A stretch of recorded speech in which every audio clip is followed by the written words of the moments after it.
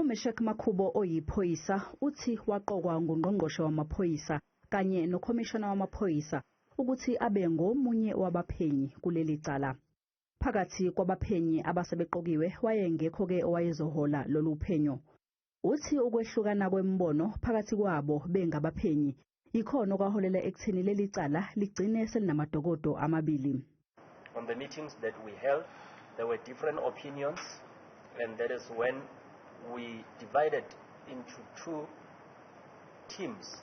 It naturally happened because we had different opinions. uMakhubo uthi omabili lamadokodo ayiswa ku-NPA.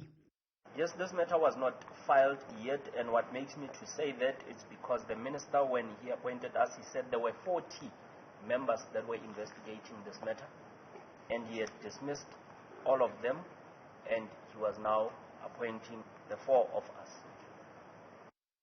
Ngokusho kombuso lamadokodo amabili awanayo into ephathekayo kwamanje njengoba kusaqulwa icala lokubheka ubuqotho bezitatimende ezenziwa ofakazi. We'll ask that the evidence of this witness be struck off the record as irrelevant. The evidence of warrant officer Makhubo. Leli cala liphethe ngokuthi kulalelwe ezinye izethulo.